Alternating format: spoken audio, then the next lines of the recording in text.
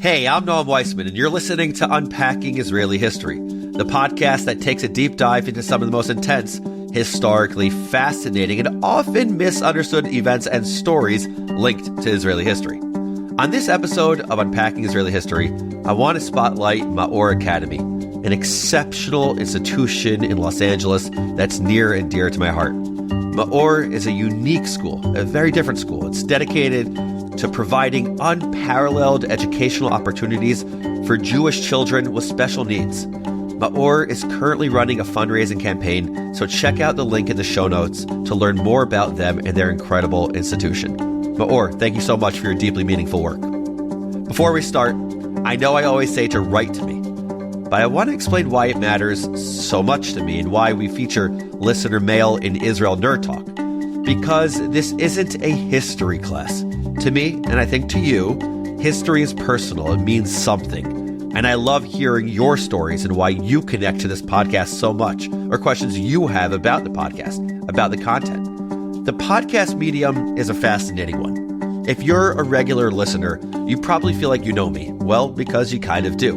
And when you share your story with me, it helps me understand more who I'm speaking to. So shoot me a note. I try to respond to every email I get. Write to me at noam@jewishnpack.com. As they say, yalla, let's do this.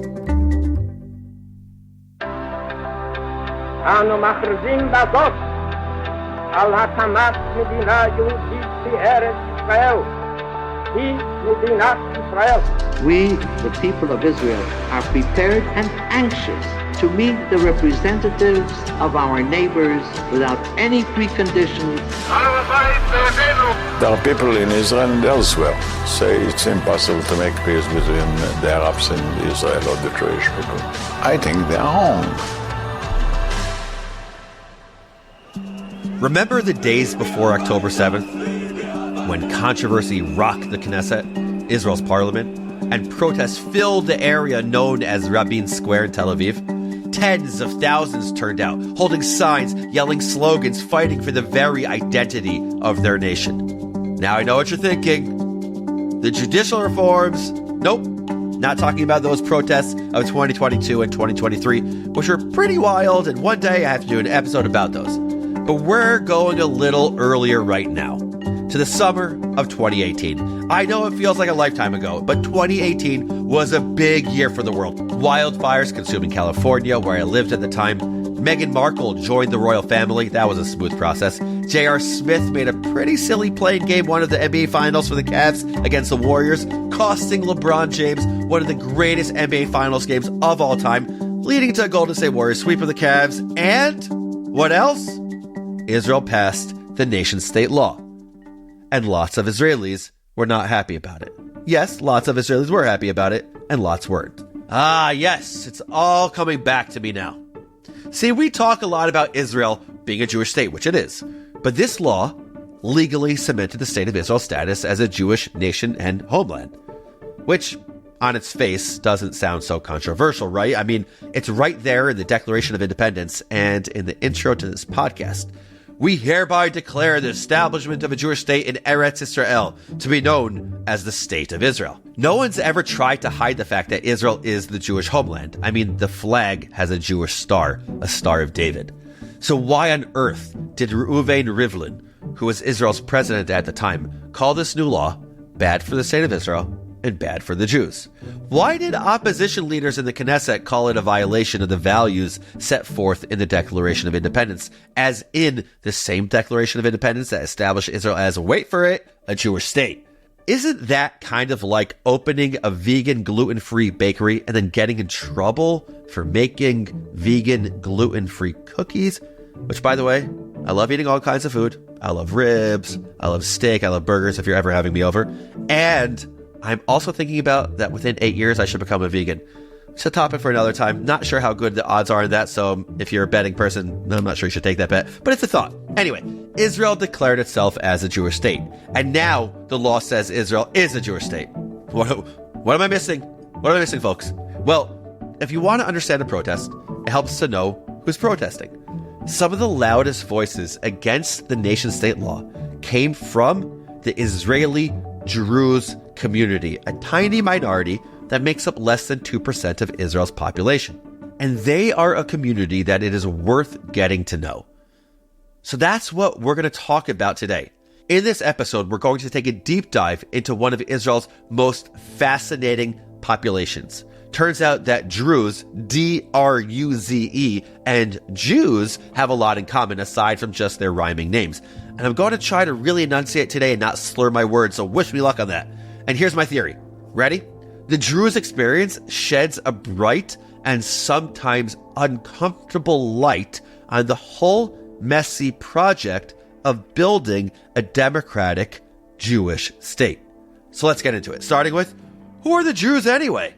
Well, the Druze, or Druzim, as they're known in Israel, are people originally defined by their religion, which started in 11th century Egypt as an offshoot of Shiite Islam. The name Druze comes from an early preacher of the religion named Muhammad bin Ismail Nashtakin ad-Darazi.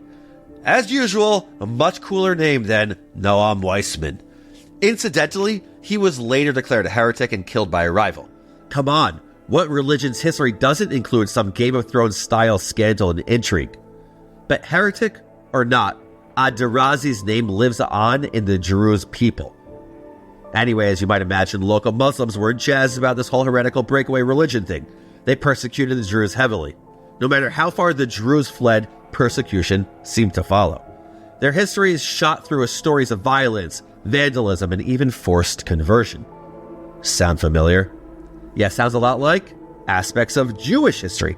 Except in the Jewish case, it's the breakaway religions that persecute the Jewish people, not the other way around. But I digress. Either way, both peoples share a history of violence and displacement. But that's not all the Jews and the Druze share. One of the Druze's main prophets is a guy named Jethro, who Israelis and Jews know as Yitro, as in Moses' father-in-law. How cool is that? As in Nerd Corner, the guy who had one of the best songs in The Prince of Egypt. You must look at your life. Look at your life through heaven's eyes. As in the guy who gave Moses all the advice on how to be a leader. As in the guy who has a whole Torah portion named for him. The Druze call Yitro/Jethro by his Arabic name, Shuaib. And every April, Druze pilgrims journey to his tomb in northern Israel near Tiberias. Come on, that's a pretty cool fact, no? But back to the history. Desperate to escape persecution, the Druze fled to various parts of the Middle East, taking refuge in the mountains, where persecuting armies tended not to follow. And there they built tight-knit communities. Very tight-knit. And that's by design. They have some important aspects to them. The Druze do not intermarry. The Druze do not allow converts. The global Druze population is tiny, somewhere between 800,000 and 1 million. Like, I think of the Jewish people as tiny. I know some people think that they're gigantic, like hundreds of millions. No, there's like 15 million. But the Druze population is under 10% of the Jewish population. That's pretty wild. So what's their deal? What do they believe? Well, I don't know. I have no idea. And no, not because I did not do any research on this episode, because no one knows. See, the Druze keep their religious doctrine very close to the vest. I don't mean just to outsiders. Only 20% of even their own community has access to the holy writings and religious meetings. Basically, you want to know more? You got to be holy enough to learn it. Learning this blew my mind. Can you imagine if only the holiest 20% of Jews or Christians or Muslims were allowed to study their holy books, to attend services? I know some synagogues so desperate to get a quorum of 10 for prayer services, that they'll take basically anyone off the street as long as they enjoy a good bagel with schmear. I'm only sort of exaggerating and not sure why I did that New York accent. Well, I guess because I said a good bagel and schmear. But anyway, despite the Druze's secret religion and their strict ban on intermarriage, the Druze aren't exactly insular. In fact, they've made it a point to blend in with their neighbors as much as possible, building strong ties with whatever land they call home. I see the logic. Be a good neighbor, and maybe you'll be okay. And they have good reason to worry, because the Druze live in the tinderbox we call the Middle East. A tiny percentage make their home in Jordan. The vast majority live in Syria or Lebanon. And now, we come to our episode, because 10% of the Druze are Israelis, and they occupy a really interesting position in Israeli society. Are they Arabs? Good question. Well, Arabic is their primary language after all. But where some Druze see themselves as ethnically Arab, others don't. In fact, some Druze identify simply as Druze, scoffing at outsiders' attempts to define their identity for them, which is actually one of the things they love about living in Israel. One Israeli Druze explains it this way: but in Israel, we found a unique kind of freedom. Here we could talk about our independence and unique identity as a Druze, not from a Jewish, Islamic, or Christian religious perspective, whereas the Druze in Arab countries are still presented today as an Islamic sect. You know, I was going to say that I can't imagine how frustrating it must be to be defined by others. But let's be honest. After October 7th, I and lots of other Jews know just how enraging it is to hear other people explain what is and isn't anti-Semitic, instead of, just listening to the people affected by anti-Semitism. So I strongly sympathize with the Druze's frustration over the way they're labeled, especially because they intentionally broke away from Islam more than 1,000 years ago. They don't see themselves as a Muslim sect, and they should be the only ones in charge of defining their identity. Israel guarantees freedom of religion and speech, and the Druze can identify and describe themselves any way they like, which is why so many identify as Israelis, often very proud ones. All the way back in Israel's War of Independence in 1948, groups of Druze, Bedouins, Circassians volunteered to fight for the creation of the Jewish state. And if you're like, Circassians, huh? What are those? What are those? Unfortunately, we won't be able to get into that in this episode. Another future podcast episode, one day, maybe? I like it. Anyway, their unit was known as Unit 300, or sometimes the IDF Minorities Unit, until it was changed to the much cooler Gedud Cherev, the Sword Battalion. This Sword Battalion, I love saying that, sounds like a death metal band to me, remained active until 2015. It was disbanded because its soldiers didn't want a special unit. What did they want? Something simple: to serve side by side with their fellow Israelis. Incredible! Today, the Israeli Jews are one of only 2 non-Jewish minorities included in Israel's mandatory military draft. Nerd corner alert! The other group is the Circassians, who, like I said, deserve their own episode. But that wasn't always the vision. When the state established mandatory conscription in 1949, only Jews were required to enlist. All non-Jews were automatically exempted. But the Druze leadership didn't accept that. They appealed to Prime Minister David Ben-Gurion to include Druze men in the military draft on the same basis as Jewish men. I'm going to repeat that because it's absolutely insane. The Druze had a get-out-of-military service free card from the state of Israel, and they they demanded to do it anyway. This is the exact opposite of draft dodging. This is draft insisting, or draft absorbing. I don't know what to call it because it hasn't happened often enough to warrant a label, other than mind-blowing, or incredible, or really, really smart, because even then, Druze leadership understood that military service was the best way to cement themselves as full members of Israeli society. And guess what? They were right.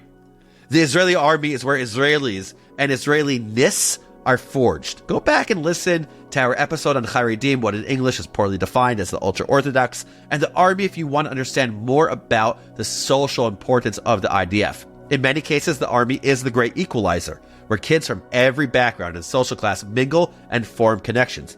And the bonds you forge in boot camp or in battle can last for life. The Druze knew that. The army is where they build unbreakable ties with their Jewish neighbors, where they've begun high-level careers in government and security, where they've cemented their status as, quote, brothers in arms. And honestly, can't get over this.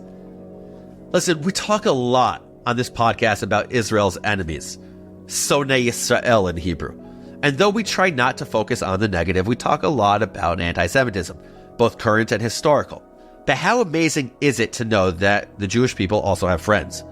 No, more than friends, brothers. Brothers who believe in this whole messy, complicated state thing, who have laid down their lives to defend their country, who are proud members of a Jewish state despite not being Jewish themselves. You could love the Jewish state without needing to be Jewish. And that's not something we should take for granted. Because when Druze Israelis fight for their home, they may well be fighting other Druze including their relatives. Things get real dicey when loyalty is determined by lines on a map, because borders shift, territory changes hands, but family ties, friendships, inclusion in a wider community, those things don't change so easily. So when a community of Syrian Druze suddenly found themselves living under Israeli control in 1967, because it's in the north of Israel, which became the Golan, no one was entirely certain what would happen. How exactly did Syrian Druze become a part of Israel? Well, you'll have to listen to our 3-part series on the Six-Day War later this season for more on that.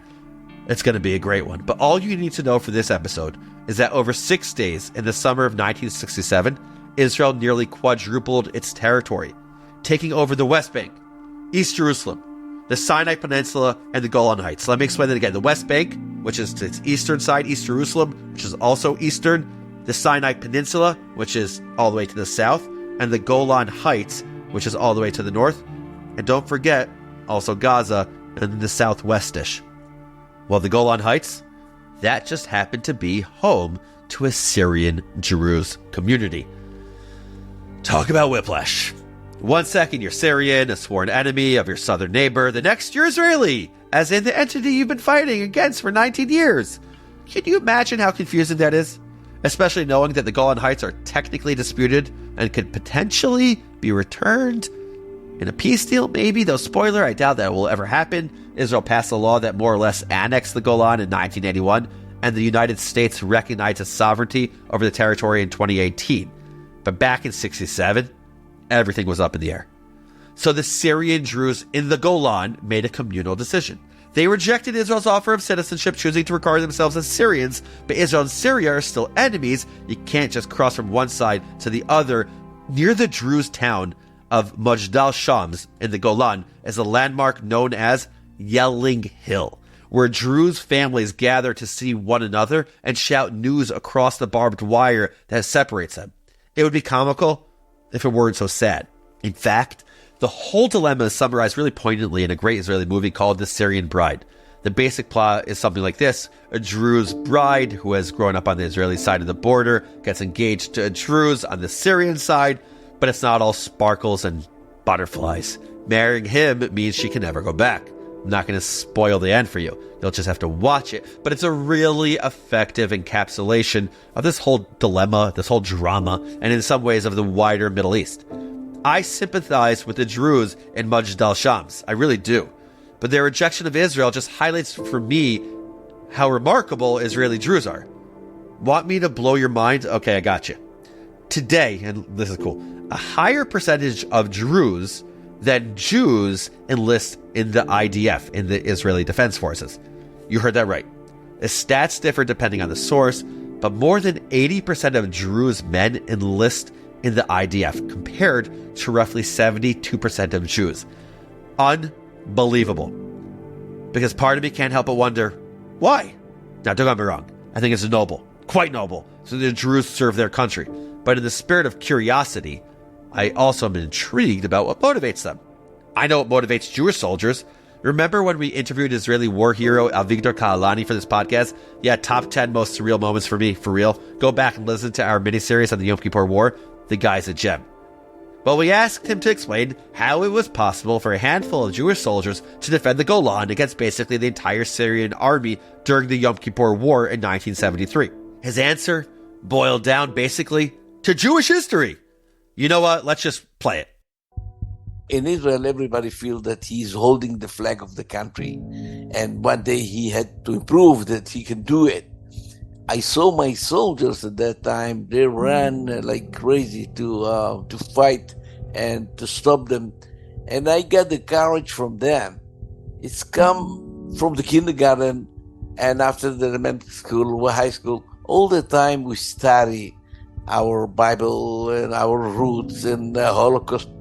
And it's come one generation to another generation. They gave a mission that one day you have to protect your country. And this is exactly what we have done. You're getting that? Kahalani says that Jewish soldiers carry 2,000 years of history into the battle, like putting on like a backpack as I say that. Their flag reminds them that they're personally responsible for the survival of their nation. The Jewish people waited millennia for this.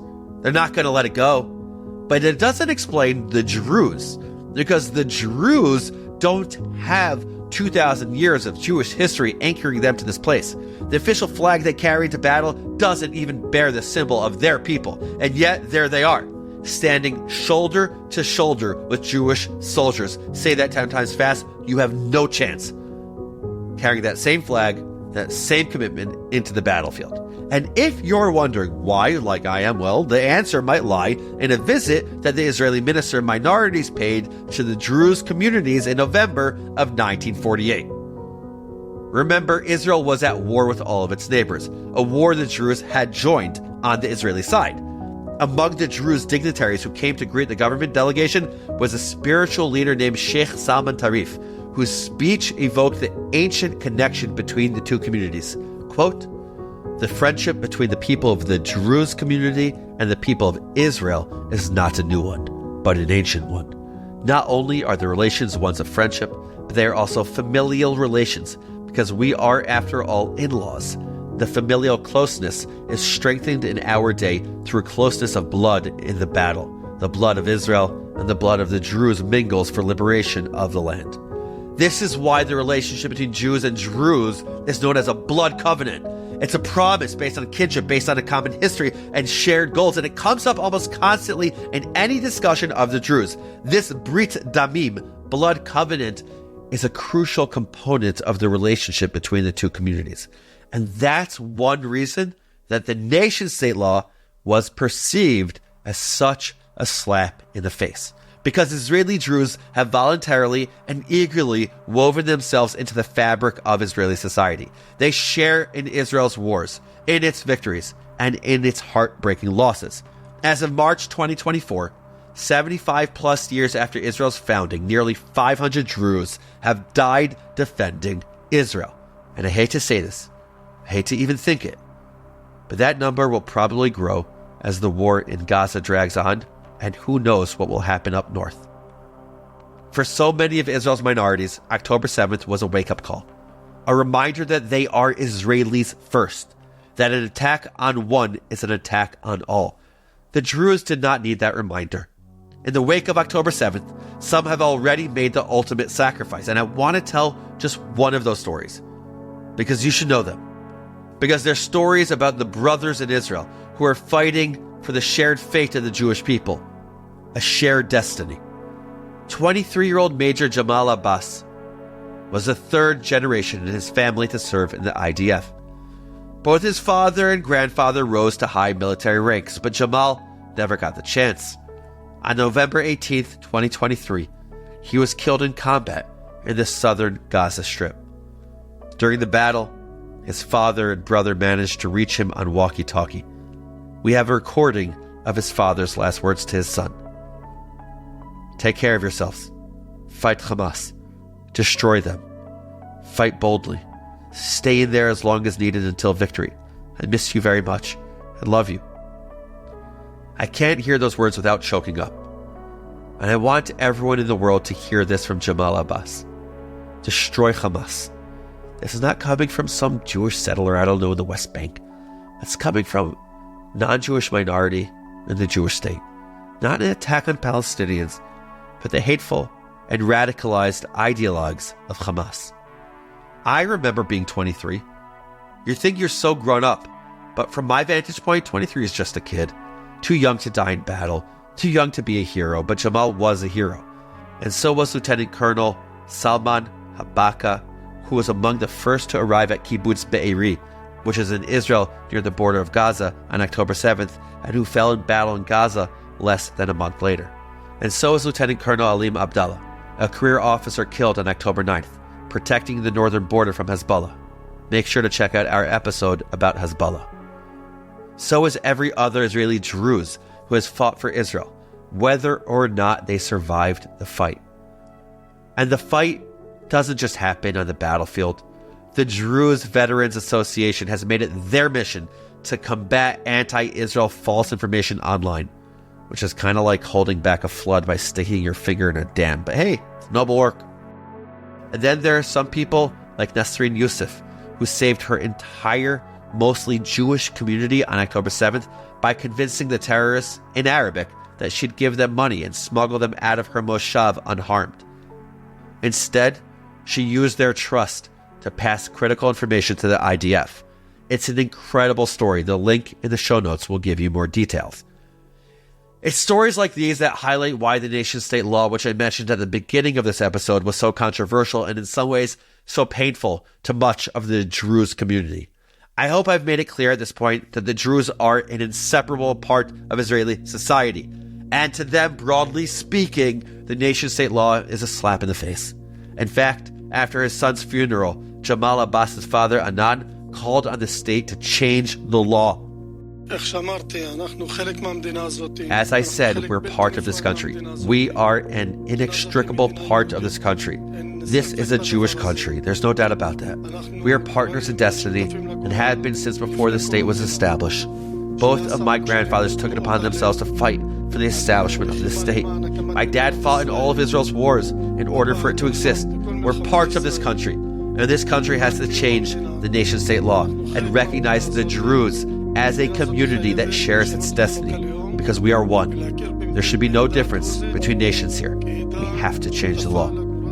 So what does the law actually say? Well, first of all, it's a special type of law. Nerd corner alert, unlike the United States of America, the only other country whose legal system I understand reasonably well, or at least decently, Israel does not have a formal constitution. I know, the Saudis, New Zealand, and UK don't have constitutions either. One of those super cool facts to whip at a dinner party only to help make sure you never get invited back again.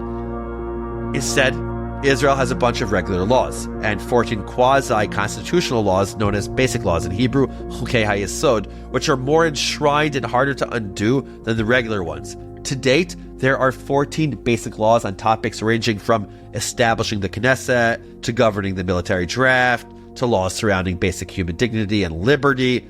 Links in the show notes for more on that. This is the latest basic law, which makes it roughly equivalent to an American constitutional amendment.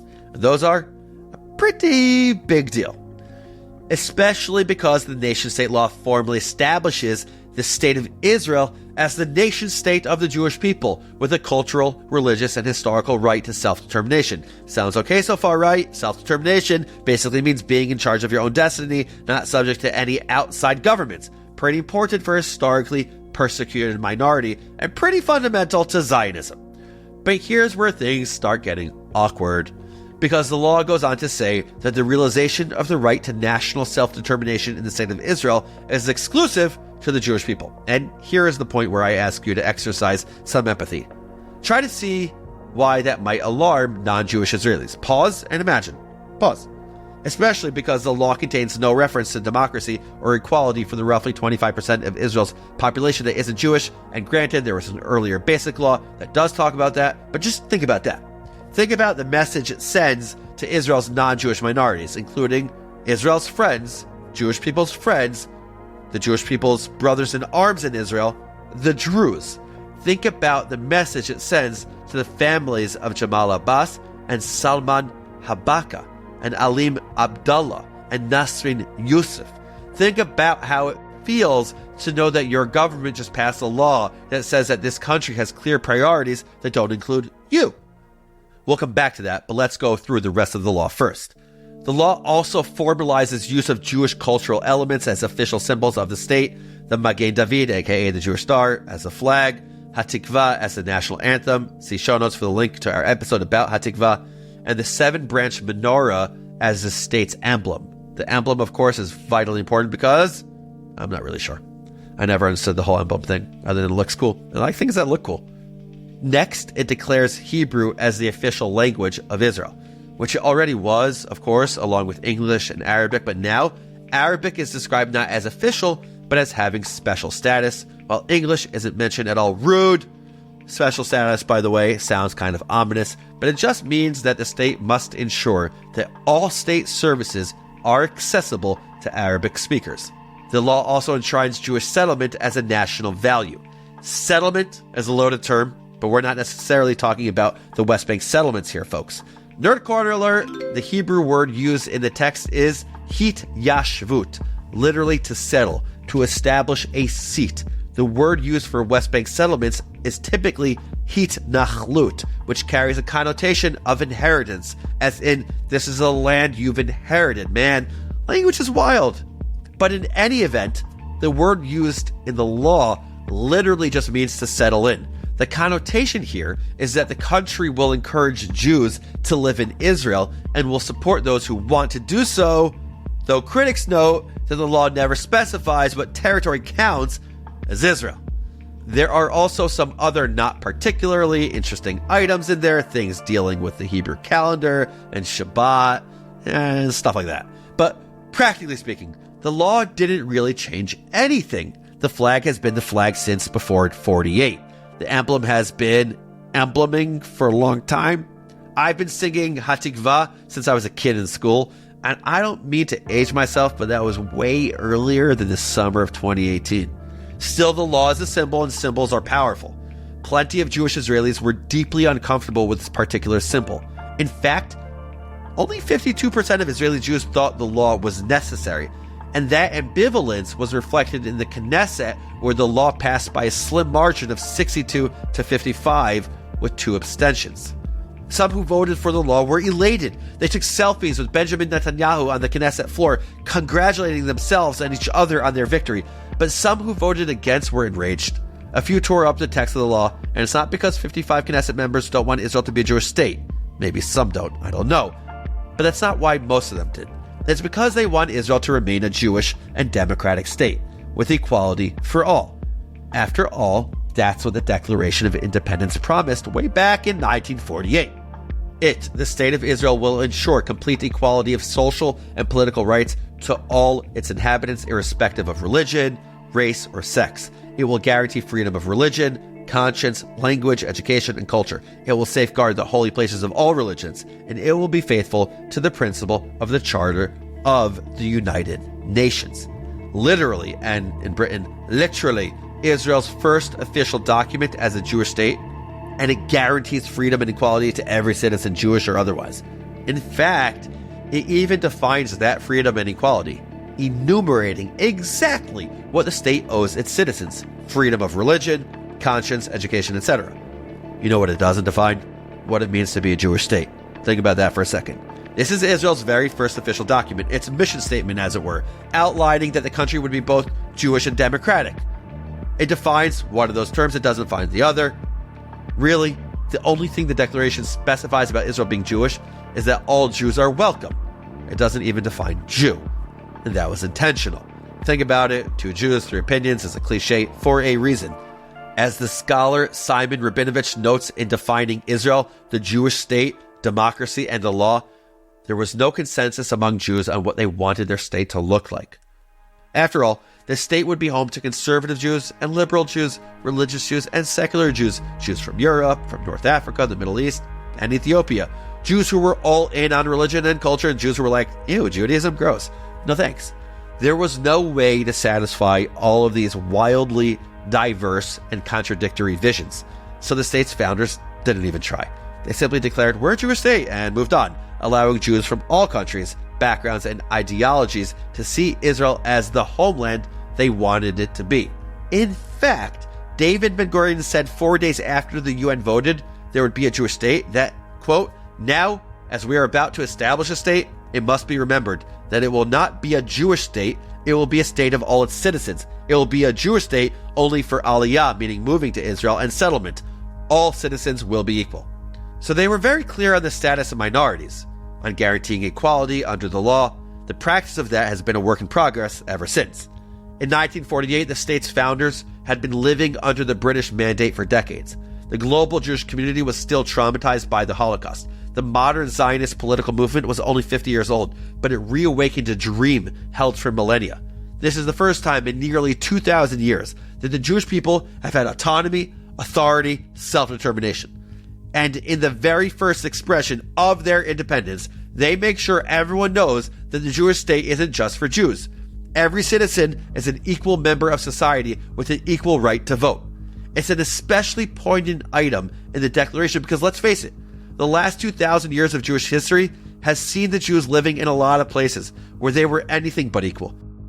In establishing equality for all as a basic tenet of the nation, the founders of Israel created a state that promised others the basic human rights they'd been denied all those years. Call it a bit of treating others how you want to be treated. I think in the Talmud it says, "De'alach senei lechavrech la ta'avid." That which is hateful to yourself, don't do to others. Which is why Israel and Jews proudly tout the country's status as a Jewish democracy. But to many Israelis, Jewish or not, this law felt like a major step away from the ideals outlined in the Declaration. And no community was more outspoken than the Druze. We are here to send a clear message to the Israeli government. We will not settle down for nothing less than equal rights as Israeli citizens. Here's the head of the Druze Information Center. We ask the government and all the members of the Knesset to delete this law, not to correct this law, to delete this law from the history. Another Druze man who served in the IDF for 22 years said that he's proud to be Israeli, but that this law humiliated him. Some Druze have questioned whether they should continue to be included in the draft and whether they want to fight for Israel at all. A high-ranking Druze veteran said his son was having second thoughts, wondering why he should protect a state that considers him a second-class citizen. And while in many ways I don't see the Druze as second-class citizens, and many Druze would not see themselves as second-class citizens, honestly, it could be hard to blame him. And look, I don't want to pretend that everything was perfectly equal for Israel's minorities before. It would be naive to say that Jews haven't gotten preferential treatment within the Jewish state. Non-Jewish neighborhoods don't get the same investment in infrastructure or development as Jewish neighborhoods. For years, the Druze haven't been able to expand their villages, even as their population has continued to grow. The government has made big pushes in the last few years to invest in non-Jewish communities. However, those attempts are often met with mixed feelings. In East Jerusalem, Arab residents worry that increased investment will bring waves of Jewish quote-unquote settlers that will eventually displace them. Many are deeply skeptical that Jerusalem Mayor Moshe Leon's sweeping plan to improve infrastructure and general quality of life has a more sinister motive. Nevertheless, there have been many attempts to invest in those communities. Among Druze, those investments are not only welcomed but expected. In May of 2020, Druze and Circassian leaders declared a month of rage, protesting for, among other things, increased investment in their communities. In 2021, the government approved the Druze and Circassian Empowerment Program, a 3 billion shekel investment in infrastructure, construction, and education, which is great. But the fact of the matter is that the Druze have felt the sting of inequality since before 2018, which in some ways makes the symbolism of the nation-state law even more painful. As one Druze brigadier general said, it's sad because we've always believed that someday we would be treated as equals. But now, when it's enshrined into law, this looks further away than ever. The Druze aren't alone in their anger and frustration. According to one poll, 60% of Israelis said the law should have included a clause on equality. And that includes big players on the Israeli political stage, including Foreign Minister Yair Lapid, Defense Minister Benny Gantz, and Finance Minister Avigdor Lieberman. I can't believe I just said Finance Minister Avigdor Lieberman to demand a change. But as of early 2024, the law is still in place. Many Druze people still feel its sting. The war has shifted Israel's priorities, but when it's over, Israel will have to confront all the ways that Israel has changed in the wake of October 7th. And that includes confronting the nation-state law and deciding which values and symbols are worth enshrining in a Jewish democratic state and which are not. So that's the story of the nation-state law and the Druze, and here are your 5 fast facts. Number 1, the Druze are a 1,000-year-old offshoot of Islam, which has faced a tremendous amount of persecution.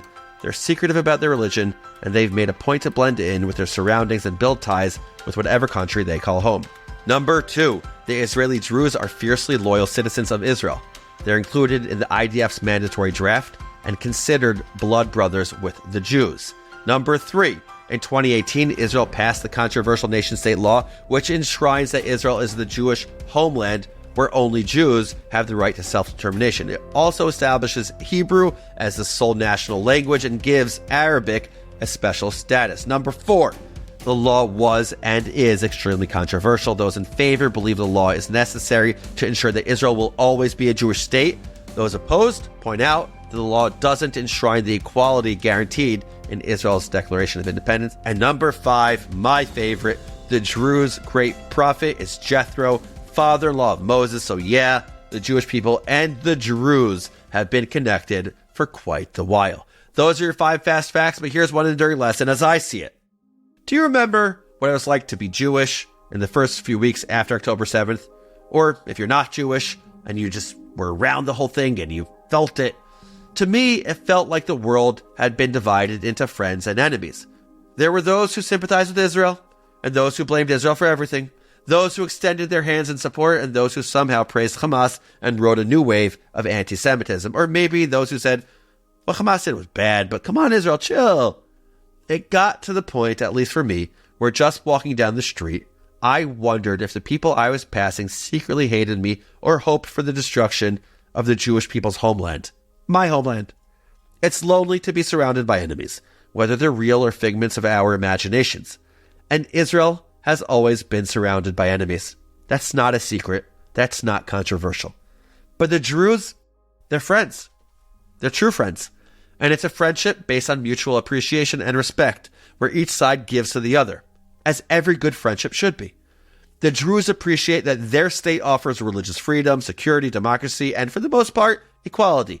And the state appreciates that the Druze serve in the military and the Knesset, contributing to Israeli civic society in every way imaginable. There's a reason they're sometimes called Israel's model minority. But that may just be part of the problem. Model minority has a nice ring to it, but it's one of those compliments that's secretly not really a compliment, because it values conformity and obedience in some ways, and it can cause the majority to take some communities for granted, ignoring their needs. But Israel cannot afford to make that kind of mistake. The relationship between Jews and Druze is earned. Even the Druze's protests against the nation-state law are deeply patriotic. They're not angry because they hate Israel. They're angry because they love Israel and want it to live up to its stated ideals. It's the same reason that I get angry at Israel sometimes. The same reason that lots of Israelis do. We love the Jewish state, and that love means we want it to be better. We want to fight for it, not against it. Jews know as well as anyone what it's like to be a minority, strangers in a strange land. There's only one place in the world where the Jewish people aren't that. That brings with it a real responsibility to the quarter of the country that isn't Jewish. After all, love your neighbor as you love yourself, ve'ahavta l'reacha kamocha, is the fundamental Jewish value.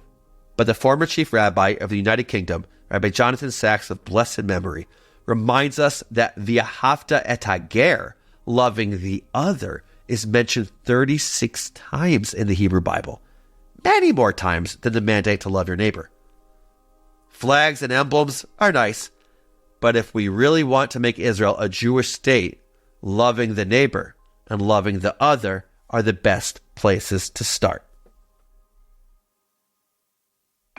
Thank you all for listening. Now it's time for our final segment, Israel Nerd Talk, where we highlight one of you, our amazing listeners. This week, meet Jacob. Side note, I feel like we get a lot of letters from people named Jacob. Just me? Anyway, I don't know. But anyway, Jacob wrote the following. Hi, Noam. Hey, Jacob. I recently discovered your podcast, and I just wanted to thank you. I hadn't heard of the story of Ma'alot, and listening to you explain it was extremely moving, especially the letter from Ilana. I was walking back from the shops full on crying. I love the way you framed the Chabad response. It's beautiful to see a community come together after such tragedy. You really are a gutta neshama, as my grandparents would say. Gutta neshama means a good soul, I think. Yeah, it means a good soul. You have done the memory of the 31 victims a service. Please do not stop spreading the word of Zionism and Jewish history. Jacob, you rule. First of all, a gutta neshama. I think you just made my parents finally proud of me. Okay, I joke. But for real, thank you for this. As you heard in the Ma'alot episode, and for those of you who didn't listen to that one, obviously link in the show notes, it's probably the most special episode to me. It really is. It's raw, it's powerful, and you weren't the only one crying. And as you pointed out, Israel isn't special on its own. It connects to the larger story of the Jewish people. So thank you, Jacob, for writing in and giving me that reminder. And to everyone else listening, I'll say, as I always do, If you have any thoughts, comments, ruminations, whatever to share, do not hesitate. Be like Jacob. Contact me at noam@jewishunpack.com. Unpacking Israeli History is a production of Unpacked, a division of Open Door Media. Check out jewishunpack.com for everything Unpacked related. And one more time, write to me at noam@jewishunpack.com. This episode was produced by Rifki Stern. Our team for this episode includes Danny Hoffman, Adi Elbaz, and Rob Pera. I'm your host, Noam Weissman. Thanks for listening. See you next week.